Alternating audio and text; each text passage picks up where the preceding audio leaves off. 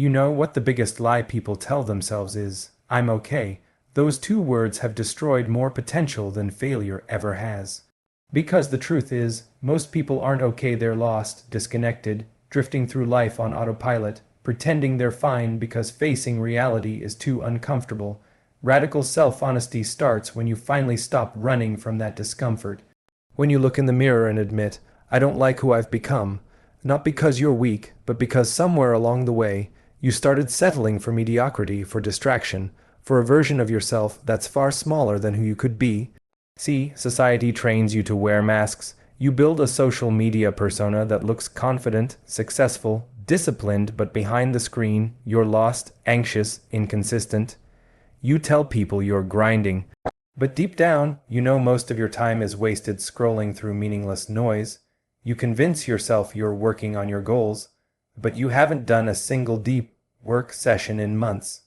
And every night, when it's just you and your thoughts, you feel that sting, that voice whispering, you're lying to yourself. Most people bury that voice. They distract themselves with Netflix, alcohol, constant socializing, or mindless dopamine loops on their phone. Because it's easier to stay numb than to confront the truth, but the truth doesn't go away, it waits. It waits for the moment you slow down enough to hear it, and that moment is where real growth begins. Radical honesty is not about hating yourself, it's about seeing yourself clearly. It's about stripping away the fake narratives you've built to survive, because every time you lie to yourself about your habits, your discipline, your purpose, you reinforce a false identity. And that identity becomes your cage. You say you want freedom, but how can you be free when you're enslaved by your own lies? Freedom starts with truth. Ask yourself, what areas of my life am I avoiding responsibility for? Who have I become when no one's watching? If someone followed me around for a week, would they see the person I claim to be or a completely different story? Those questions hurt. They're supposed to. Growth doesn't happen in comfort. It happens when you expose yourself, your flaws, your laziness, your excuses, and decide to face them head on. That's radical self-honesty. It's not glamorous. It's not pretty. But it's real. When I was younger, I used to tell myself stories too. I'd say I was working hard, but I wasn't. I'd say I deserved success, but I hadn't earned it. I was addicted to the idea of potential, but allergic to the process. And I know a lot of people are stuck in that same loop today. You want success, but you don't want to admit you're not ready for it yet. Let me be blunt. You can't rebuild yourself on a foundation of lies. You can't become disciplined while pretending you already are. You can't become confident while hiding behind filters and fake validation. You can't become strong if you're constantly making excuses for your weakness. Self-honesty is like a mirror. It reflects the truth, even when it's ugly. But that mirror is sacred, because only when you see what's really there can you start changing it. Most people don't have a motivation problem. They have an avoidance problem. They don't want to confront the brutal reality of who they are today: overweight, unproductive, undisciplined, addicted to comfort. But guess what? That's okay. It's not permanent. You just have to own it. The moment you say, I've been slacking, I've been lazy, I've been lying to myself, you take your power back, because now you can change. You can't improve what you refuse to measure. You can't heal what you won't admit is broken. Radical honesty is the beginning of everything. It's the reset button that allows you to start again stronger, cleaner, and real. When you start being honest, you see where the gaps are. You notice how much time you waste. You realize how much you've been living in fear of judgment, fear of failure, fear of not being enough, and once you see that fear clearly, you can destroy it. The truth will sting, it always does. You might cry, you might feel ashamed, you might even hate yourself for a bit, but that's the cleansing process, the old version of you dying off. The ego that's been protecting you from reality finally crumbles, and underneath it, you find something raw and powerful: clarity. Clarity gives you control, because now, every action you take can be aligned with who you truly are, and who you want to become, not who you're pretending to be. When you live with self-honesty, you start saying no to things that don't serve you. You stop chasing approval, you stop lying about how hard you're working, you stop tolerating mediocrity in your environment and within yourself. That's when rebuilding becomes possible. The truth is, being lost isn't the problem. Staying lost is, and you stay lost by continuing to lie to yourself about where you are. Radical honesty hands you a map. It says, here's your starting point. It's not perfect, it's messy, but at least now you know where you stand. From that place, everything changes. You stop blaming others, you stop waiting for motivation, you stop expecting miracles, You start building brick by brick, habit by habit, truth by truth, and that's the paradox. The moment you admit you're lost, you're no longer lost. Because you finally stopped lying about the direction you're going. So if you feel disconnected, confused, or stuck right now, good. That's your signal. Don't numb it. Don't run from it. Face it. Because in that brutal honesty lies your freedom. You rebuild yourself not by becoming someone new, but by removing everything fake that's been covering the real you. And that process, painful, raw, and honest, is the most powerful thing you'll ever experience. Ruthless discipline is what separates the ones who talk about change from the ones who actually change. It's the bridge between who you are and who you're supposed to be. And the truth is, most people never cross that bridge not because they're not capable, but because they're too comfortable. They want the result, but not the repetition. They want the outcome, but not the process. They want to rebuild themselves, but they don't want to be ruthless about it. Discipline isn't about motivation. Motivation is a feeling, it comes and goes. Discipline is a decision, it stays. It's what you do when you're tired, uninspired, or straight up miserable. It's doing the work not because you feel like it, but because you said you would. That's what ruthless discipline is, an unshakable commitment to yourself. Everyone says they want to become the best version of themselves, but let's be honest, how many people are willing to suffer for that version? Because that's what it takes: suffering, boredom, repetition. You have to be willing to do the same small, unsexy things every single day for months or years with zero applause and no guarantee of success. That's how real transformation happens. You can't rebuild yourself while negotiating with your weakness. You can't say, I'll go to the gym when I feel ready, or I'll work on my business when I'm motivated. That's weakness disguised as logic. You're waiting for a feeling that's never coming. Winners don't wait, they act. They act when it's raining, when it's hard, when it's lonely. They don't care about circumstances. They care about standards. You see, discipline isn't something you find, it's something you build. It's a muscle, and the more you use it, the stronger it gets. But that means you have to train it daily.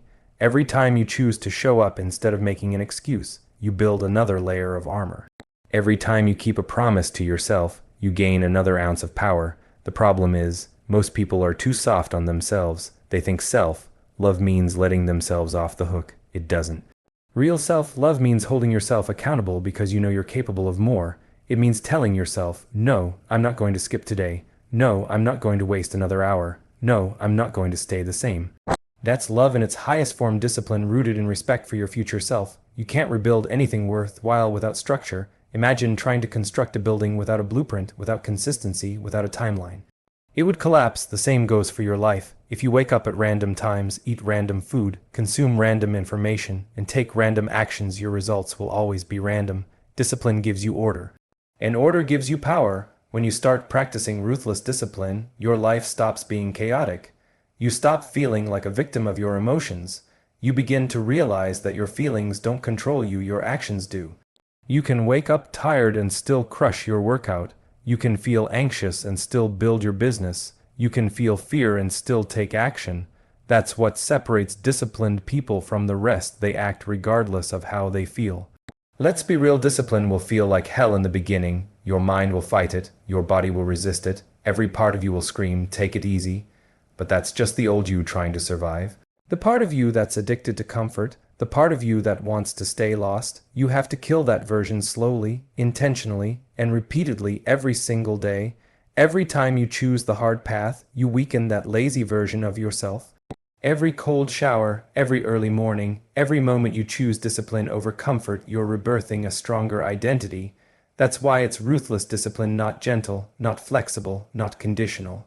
Ruthless because you have to be willing to sacrifice who you are for who you could become. There will be days when you feel like nothing's working, when you're doing all the right things but seeing no progress. That's the part that breaks most people. They quit when the results don't come fast enough. But that's where discipline proves its worth. It keeps you moving when the world gives you no reason to. It teaches you patience. It hardens your spirit. It makes you unstoppable. You have to remember every master was once a beginner who stayed consistent.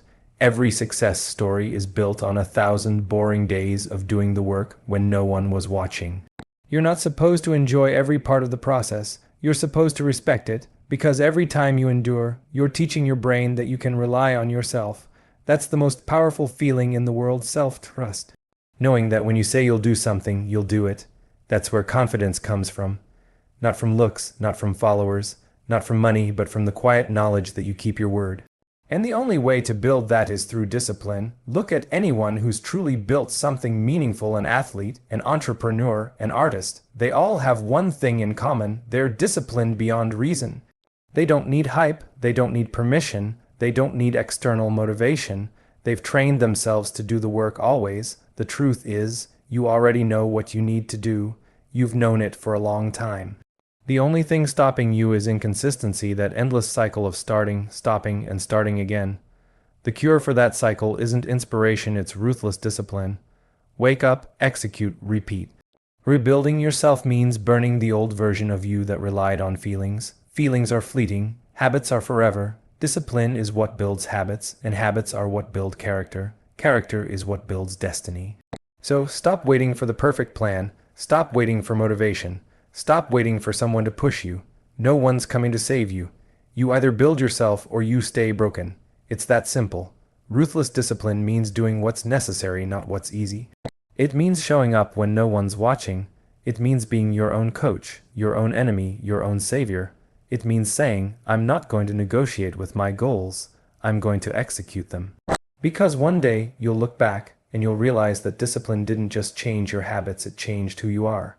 And that's the whole point of rebuilding, to destroy the weaker version of yourself and replace it with someone you can finally respect. That's the power of ruthless discipline. It's not about perfection, it's about persistence. It's about doing what has to be done no matter what, because when you live with that kind of discipline, you stop feeling lost. You stop searching for direction, you become the direction. Purpose isn't something you stumble upon one day like a lost coin on the street. It's not this magical aha moment where everything suddenly makes sense. That's the lie most people believe, that one day they'll just find their purpose and everything will fall into place. But the truth is, purpose isn't found, it's built. It's created through action, through failure, through trying, breaking, rebuilding, and evolving. Recalibrating your purpose means reprogramming how you see your life, shifting from searching for meaning to building meaning through what you do every single day. When you feel lost, it's usually not because your life lacks purpose, it's because your focus does. You've been chasing things that don't actually fulfill you: validation, status, comfort, approval. You've been chasing what looks good instead of what feels right, and deep down you know it. That's why the success of others makes you feel empty instead of inspired. You're comparing your life to theirs because you haven't defined your own metrics for meaning. You've been following a script that was never written for you: go to school, get a job, earn money, buy stuff, stay comfortable. But comfort kills clarity. You can't see your purpose clearly when you're numb. Recalibrating your purpose starts when you stop asking, what should I be doing? And start asking, who do I want to become? Because purpose isn't a job or a project, it's a direction. It's the alignment between your actions and your values, and that alignment requires awareness.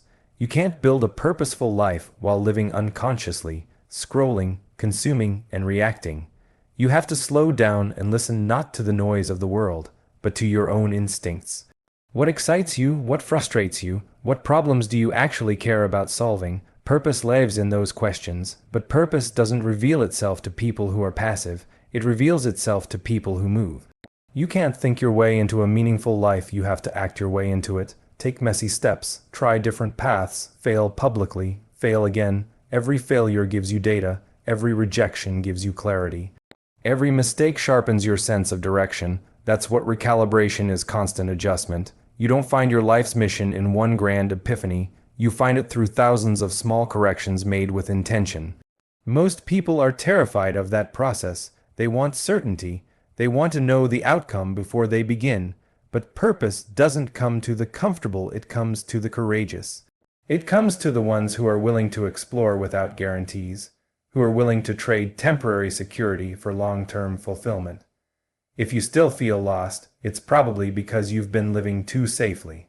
You're not meant to feel peaceful all the time. You're meant to feel alive, and aliveness only comes when you're chasing something that matters, something that stretches you, something that forces you to grow.